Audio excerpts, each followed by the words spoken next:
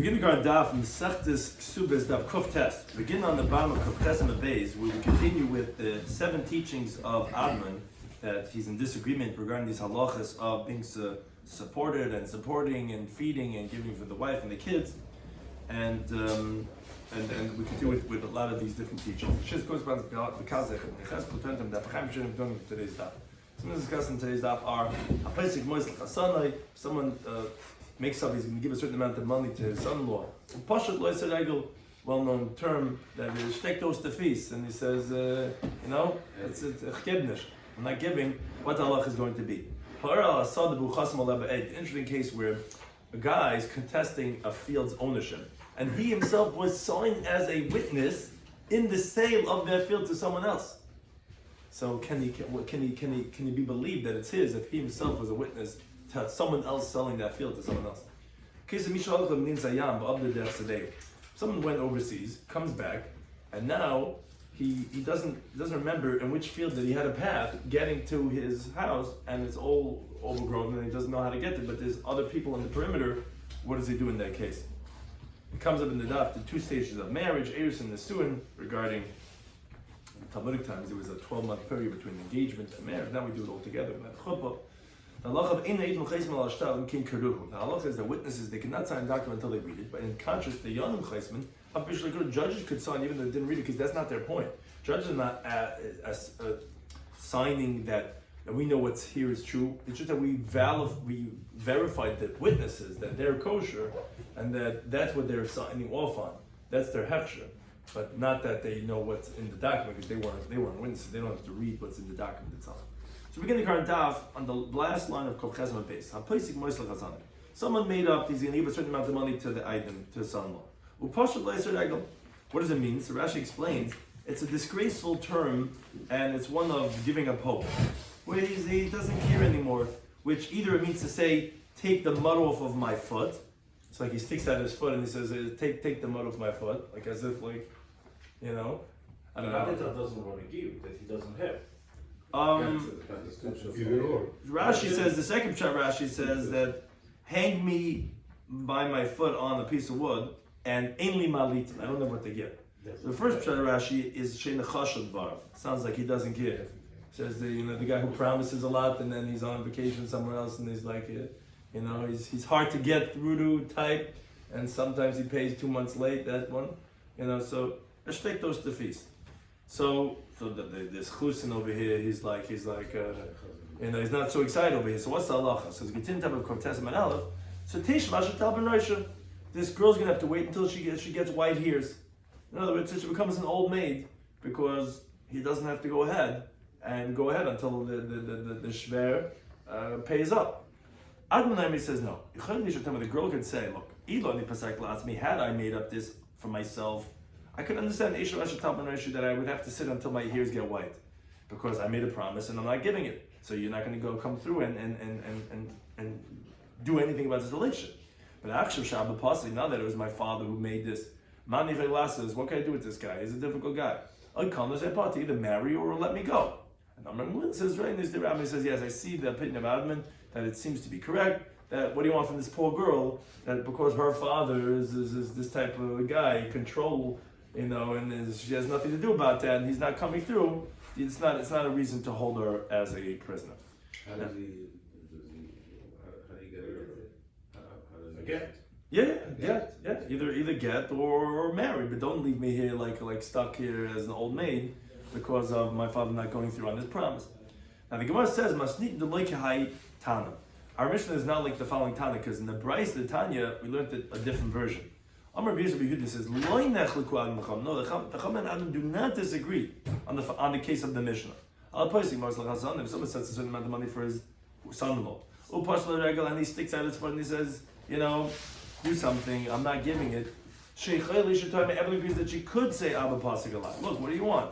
My father said this on me. What can I do? So no one disagrees. So the founder of the Bible disagrees. What was their machlokes? You have a girl, a 27-year-old girl who's a paralegal, and she makes a certain amount of money. She says, look, I promise that I'm going to support you in Koil for the next 10 years. And then she says, no, she's partial to the regular, so I'm not doing this. That's where the sages say, okay, you could sit until your hairs become white because you made this promise, you were pasuk, and now you're not following through. Adman says, no, you could say, no, I thought that my father would give.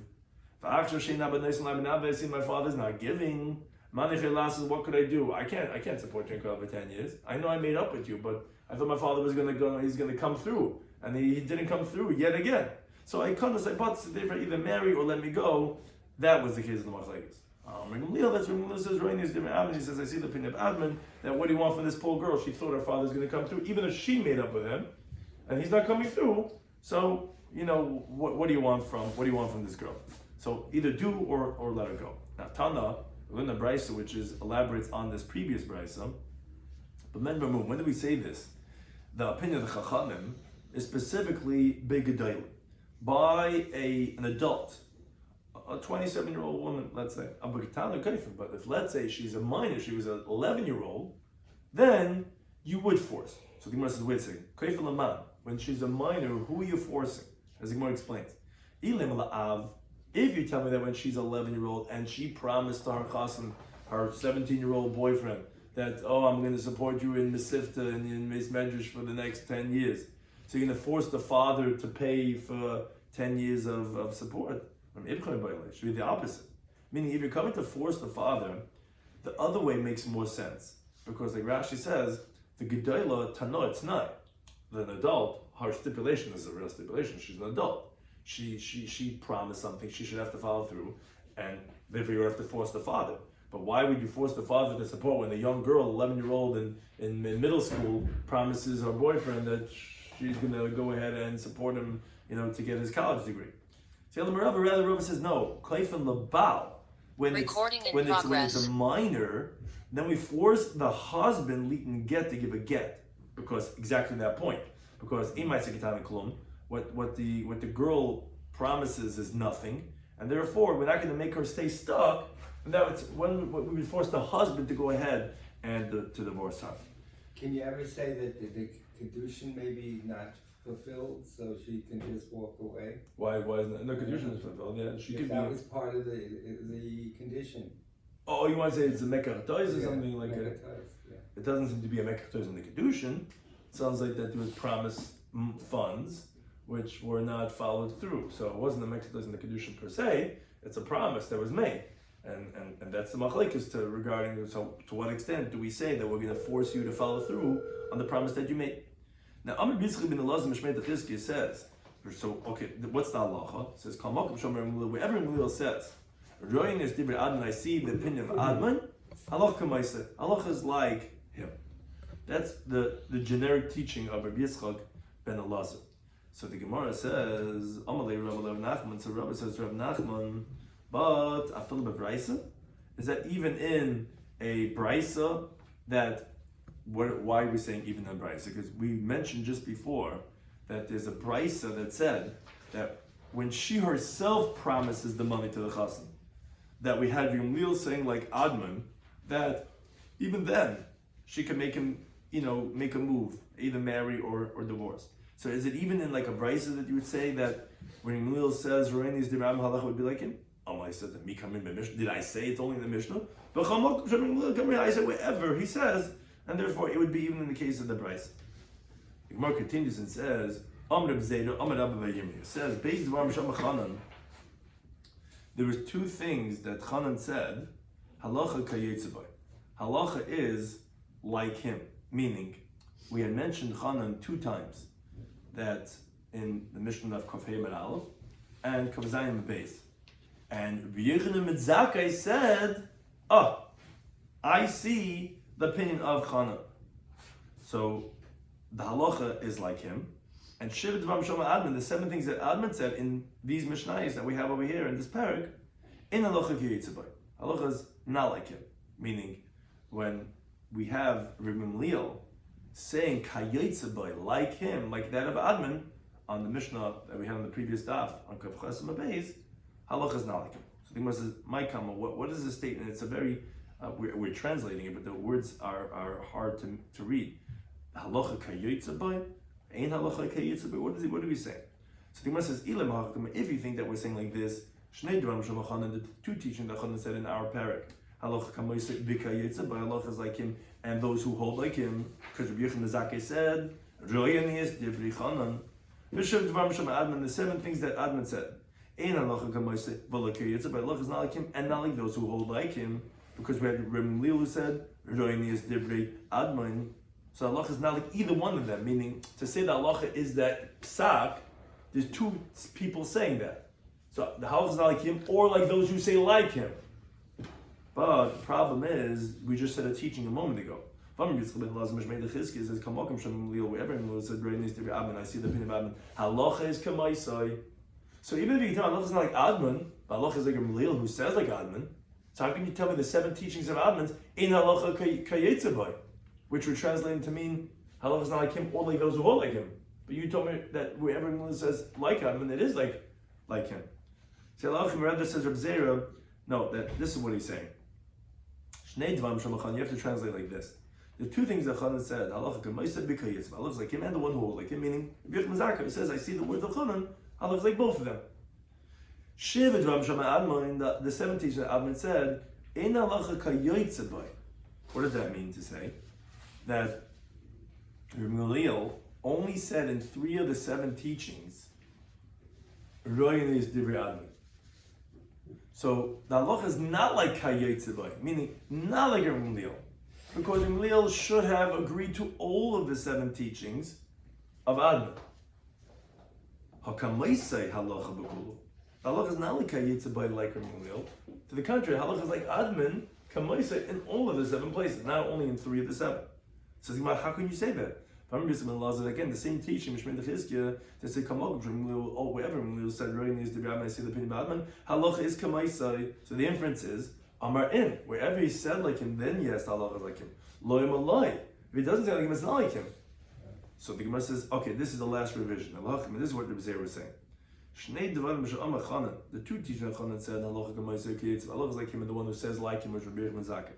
The 7 teachers Adman said, there are those that halacha is like him, and the one who holds like him, which is Gamliel.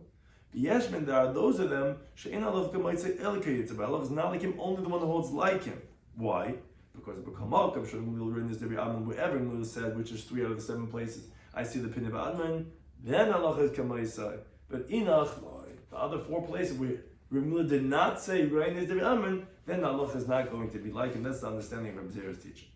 Now we move on to the 4th case of Adman, which here we don't say anymore. Rabbi Gamliel says Rein is Adman, and again, halacha wouldn't be like him in this case. Says the Mishnah, Ha'ira ala sada. If someone's contesting on the field, so what's this is, let's say, imagine Reuven is contesting about a field that Shimon has, and he tells Shimon, Levi that sold you this field stole it from me. The field that you have was sold to you by a Gosling. It's really my field. Now, what's interesting about this case like this, for who chasam alah, but this Reuven, the Ma'ar, the one who's contesting, himself was signed on the sale document that Levi sold to Shimon.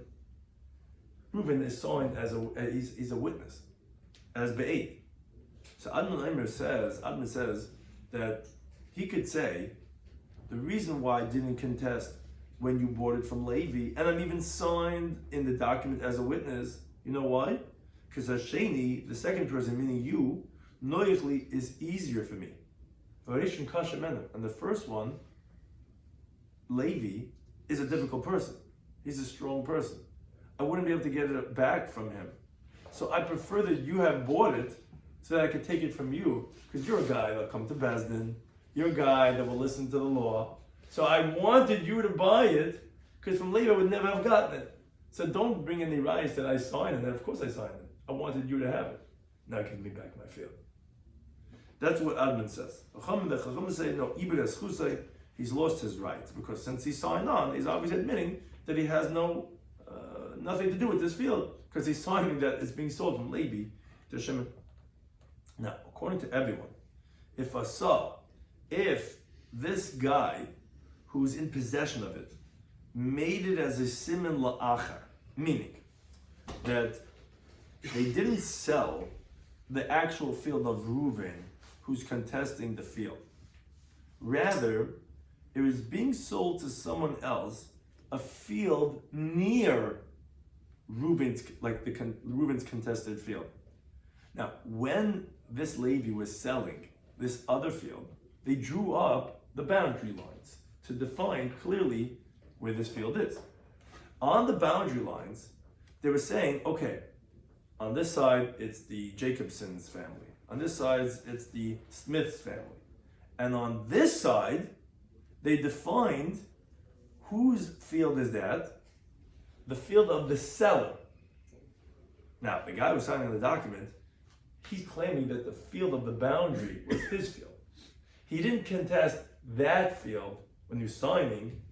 The other field nearby, which was being used as a marker purely, the seller was right, it was his.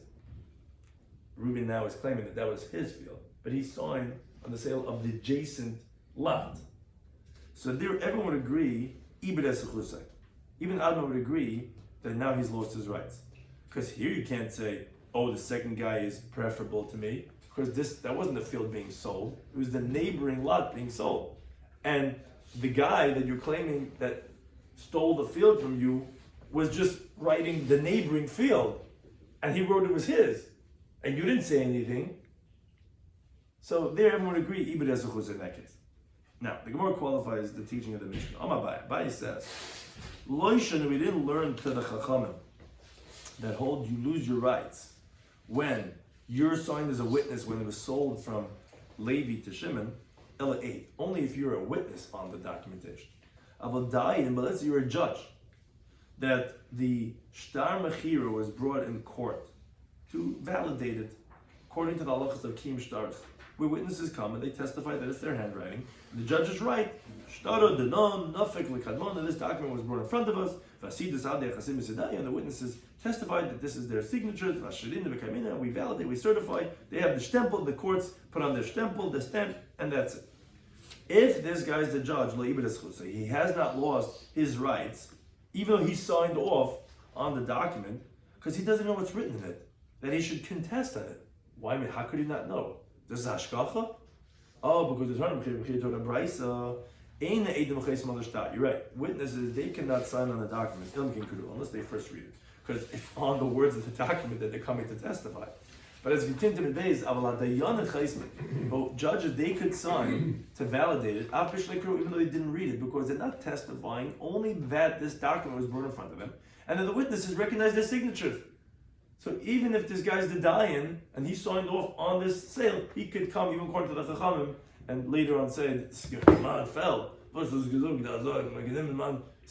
the line given the dayan was, he sold my property. And therefore, even according to the Chachamim, he could go ahead and say that. Now, the second case of the Mishnah was, that if I saw a similar acher, however, if let's say, he made it as a sign, a definitive border, let's say, for someone else, then he's lost his chus. Here also Abai comes to qualify this, and he says, Lo shanu, we didn't learn this halacha, that, in other words, it's specific when the Mishnah says, Ela acher. Only if, the reason why he lost his chus is because it was the neighboring field was being sold to someone else, and they wrote that border, and this guy didn't say anything, even though he was signed on it. But if, let's say, the one who made himself like as if he's in possession of it, he made it as a sign to Reuven, the one who's contesting on it, where Shimon was selling the neighboring field to Reuven, who's contesting the neighboring field.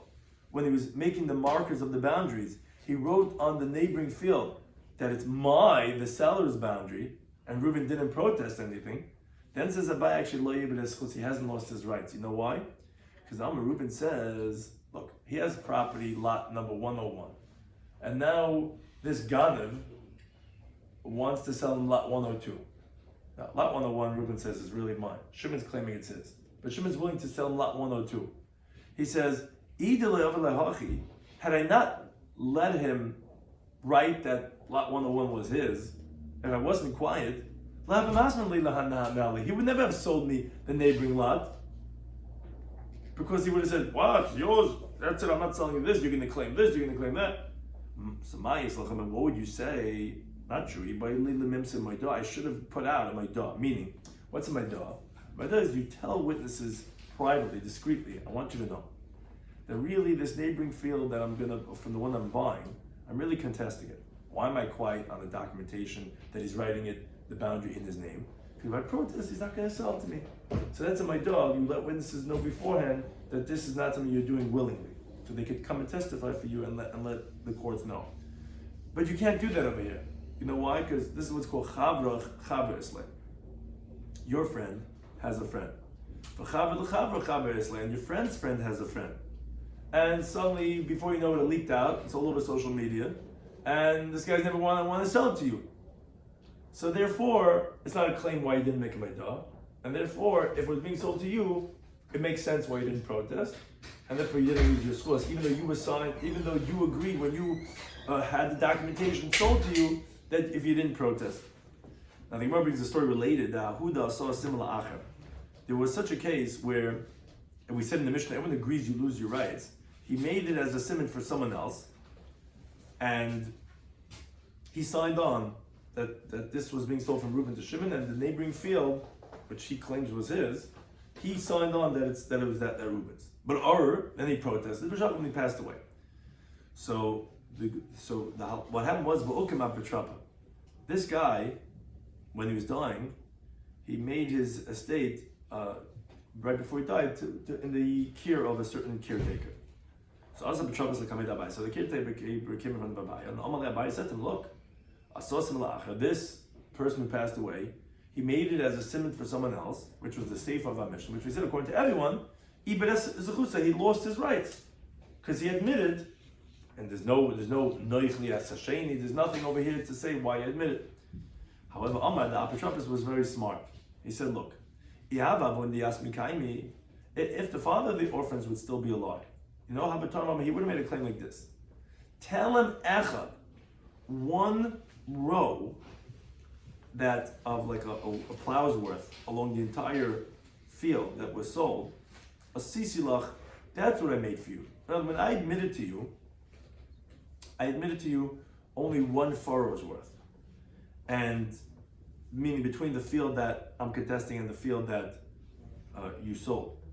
And it's on that furrow that I wrote that on the documentation that I signed off that the boundary that was mine, that meaning that you, the seller, wrote that was yours, I signed off and I didn't protest because one row doesn't mean the whole field. So therefore, Malay Shabbat so Abai says, you see, it's tiny good. Because the Amar Bichin said this thing in explanation of our Mishnah. If, however, the guy claims and he says, I only made for you one furrow, meaning I admitted when you were writing the boundaries of your field that you were selling to this other person, one of the boundaries was really my field, you wrote it was your field, and I signed off. So you're right, I was lost my schus. But how much of that did I write was your field? If the guy who signed off claims there was only one sheeta, one row, one the edge of the field, so then he's believed. So the apotropos came up with a good chap to say, okay, only one shiur he's not going to get the whole field. Now, as Rashi explains, after the apotropos of the orphans brought proof that really it was their father's, and it was just stolen by this other person, and really the one who took possession really should not have any rights. It's only because their father made it a simon in the name of the machzik, therefore he gets the rights. Like we said, Ibn. But again, Abaye had shown them how I could claim it's just one furrow's worth. So then Abaye said to the apotropos, okay, so lovely, so I can at least give the one who's in possession of it, Miyash Talmech, at least one row. So Havala, but there was on that furrow a richva de dikla. There was a row of palm trees which were one right after the other. So Amalei said to him, to Abaye, if the father of the orphans would be alive, he would have claimed and said, I went back, but I bought it from him after I made it a simon in his name, meaning, yes, when they wrote the documentation, it was this one furrow. But I bought it back from him. If he would have made such a claim, Amalei Shabbat, so Abaye says, you're saying very well, because Amar says, if the guy subsequently claims and he says, but I went back and I bought this from him, Neman, he would be believed. Why? So Rashi explains, this is what's known as the classic Pesha Asra Pesha Hitter. Why? Because since he has witnesses that it really was his field and it was stolen from him, and this guy has a right in that furrow only because this guy went and he signed off on it and he made a similar acher, that's Pesha Asa. But he's saying, yeah, I bought it back from him. That's Pesha Hitta. So because of that, the father would be believed. But the Pesha also is not really dead because he already admitted that when he made, but then he had started, he made it the sign of the guy. So that, it's not what he also did because we have a star over there. No, but if I had that signed off and that wouldn't be valuable. Because he signed off. That's right, I did it. So I could be hit to it next day, yeah, put it back from him. So Amabai says, wow, he says, Haiman Demokam Apatrapa says, if someone's going to make a caretaker. It's usually at the same time, that's what I think. Yeah, It's not at the same time. right. Seems to be very different than the classic Pasha Migli or whatever. So it says that Nukum Kihai, you should appoint such a caretaker, the Yad Lafucha B'schus Yasmin, that he knows how to turn over in the right and the merits of the orphans. This guy was a Kliga Mensch, and the regular guy would have lost the whole field for the orphans. He was able to chap poison and got everything back. That's what type of caretaker you should make. And then we continue with the halacha, the next Mishnah, halacha number 5 of Adam. Someone went overseas. Now he lost the path of his field because the people of the fields of his perimeter, of the boundaries, they took over his path. It was run over, it was overgrown and whatever, and they just took it over. So what does this guy do now when he comes back and he doesn't remember how to get to his field, which is inside this, like Terub's house, right? It's a long path and the guy in front, right? It doesn't remember where they comes back from going. He took a sabbatical, comes back, and the whole path is gone. It's overgrown, all grass. He doesn't know how to get to his house. Is it on the left guy's property, the right guy's property? Doesn't know how to get in, right? Because it's inside some other property. So Admaimer says Yelech lebiktzar. He says he takes the shortest route, meaning he forcibly takes a path to his field. He should take the shortest one. Shouldn't take more than what he has to, but he's allowed to take the shortest path. They say no. Either you pay grosse geld, either he has to pay 100 money to get a path, or you have to fly in the air because you have no rights over here in coming into your field. You don't know which is your path. So the Gemara wonders ways. My time in Rabban, what's the reason Rabbanan? Shabbat Adman. Isn't Adman saying very well? Because like Rashi explains, the Gemara assumes that the 4 fields all around is one person. So he has the right of way to get into his field. I'll take the shortest way, but Mamanashah. So what's the pshat in the Chacham? So Rabbi Shloimy says, I'll tell you. We're talking about where there's 4 different properties surrounding him on 4 different sides. Each one can reject him and say, you don't have a path by me, you don't have a path by me, you don't have a path by me. So therefore the Rabban hold that either pay me, you want to get a path in my field, pay me $250,000, I'll give you a path. And if not, go fly in the air. So the Gemara said, wait a second, if that's the case, my time of the Admin. So how do we understand Admin? How can Admin say that, yeah, he gets the shortest way? Who? Which one? North, east, south, west? Who are you going to force to give him? So Rabbi explains like this. He says, let me qualify. The Arba, the Asum B'Koich Arba. If you have 4 people who are coming from the rights of 4 different people, or even the Arba, the Asum B'Koich Ad, or even if you have 4 people that are coming from one person. Let's say there was one person that owned all the lots around the rabbi, and 4 different. It was like he smart yid. He went and subdivided his lot into 4 different lots, and he sold it to 4 different people. Where they're cool, no one's going to disagree. The matzimatchla, yeah, everyone can reject him. Everyone can push him away because who are you going to say you had the field by? Keep leaking there. We're talking about specifically, we have one guy that came from 4 different people. So the other way around. You have 4 lots that this yid buys up. He wants to make this grace, for his whole family, a dining room that can hold his 79 grandchildren, So he bought 4 different lots, and he's one person. This is machlekes. Admin holds, okay, so either way, I have a right of way by you, because one of these 4 lots that you own, I had a right of way. So I'll take the shortest way, but you have to give me a path. For Rabbanan, they say no. If you'll be quiet. I'll give you a cheap price, but you gotta pay money for your path. And if not, you tell me that you have a path for me. It's not true. You know what I'm going to do? I'm going to give the lots back to the original owners, You're not going to be able to litigate with them because it's back to 4 different people, and you don't remember which one of the 4 it is. Who said you can give it back? What? Who says they'll buy it back from them? I'll give it back to them. I'll cancel the sale, meaning I'll give it back to the original owners. You bought it already, it says. Right, but I'll give it back to Give them. one back. I'll give it back. So give back I don't know if it one. necessarily even has to mean that, but that's what I'm saying. I'll give it back to 4 different people. You can give it back to one. It's a Tana that you can't You go. could always say that's Right. the one that you have the tax on. Right. It's just the evil But for. I'm saying it's a Tana that you can't always fulfill. Yeah, does it really mean Not that- interested in buying it back, we sold it a profit, Right. we're not taking it back. Right, but does it really mean that, or does it mean to say like you don't know which one of the 4 it is? What? You're saying I'm one holding all 4, so you're saying one shall be held by me, but I'll give it to 4 people, and then when 4 people have it, who are you going to? You don't know who it. I'm ready to lose my entire karka. Just not. Yeah, it's a claim. Yeah, exactly. It's a meeting. It's right. It's a claim. It's a migo, whatever, this and that. So therefore, that's the machlekes in our Mishnah. Now, a related discussion, the Gemara says, unrelated but related. Who the amalahu? Don't he? If he tells him I could do that, he could do it. But as long as you're not doing it, you owe me right away. That's what a migo is. Migo is that even though I'm not doing it, I could do it, and because I could do it, so No, I. but once you don't do it, you owe me the right away. One of these four is the right away. So it's a bisschen schwer. If you do it, you figure out a loophole to mess me up, even though it's not a nice way. But if you don't, it's for sure you owe me. So that's a little schwer. I mean, you could say that about every migo then, because you're not making the claim. When you make the claim, they will believe you. You're saying, since I could have made the claim, but you didn't make the claim. Amigo is really something else, not really amigo. Amigo is, Shayla if I Kosher. wanted to lie, I could have had a better lie. That's a shot, right? Exactly. What does that mean? Right. But you didn't lie, so now you didn't lie, so then you only have what you have. So was it because you could have? It also because I could have. So then, yeah, you could, yeah. It also could be his fault. He should have clarified before, this is where it's up to. This is my Whose choice. fault? The buyer or the guy who went away? He went away. Buyer. Buyer's fault? Yeah.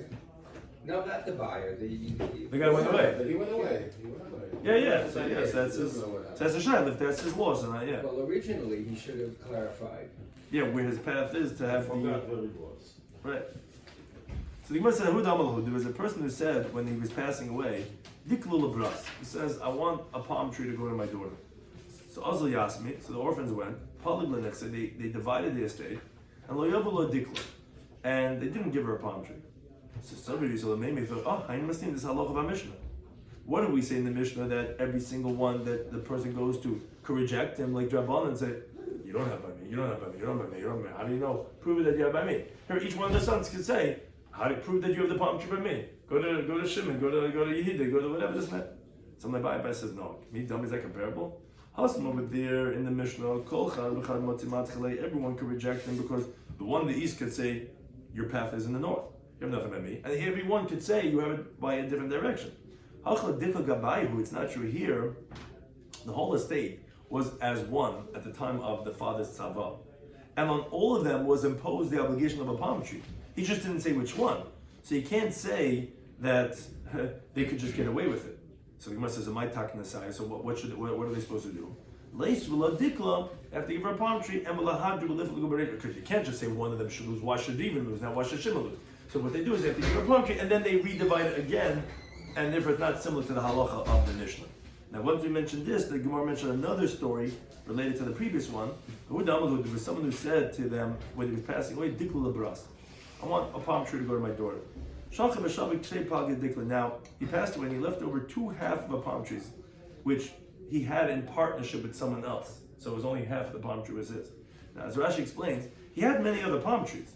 It's just that the orphans wanted to give her 2/2 to equal one whole, because obviously it's very difficult to be in a partnership with a palm tree. So it says for the Meidel, they left over, she's supposed to get one palm tree. Yeah, they left over 2/2 of palm trees, which was the father had a partnership with others. So Yazar Rashi was saying he was finding this difficult, meaning he was bothered. There's a person called 2/2 a palm tree dikla, a palm tree, is a half plus a half one, or is it not? Would a person not leave a palm tree for my daughter, half in San Antonio and half in Miami Beach? I mean, like, would that mean one palm tree? So Amalei Rav Mordechai said to Rav Ashi, he says, a person would call 2/2 of a palm tree into a palm tree. And therefore, like Rashi explains, she has the lower hand, because the nechasim are in the chazaka of the orphans, because they're the yarshim. She's only coming from the koyach of the tzava, and therefore they're allowed to give her the 2 halves of a palm tree, because 2 halves is a whole, and therefore she gets the 2 halves of the palm trees, and that's her 1 whole palm tree. Thank you to anything else.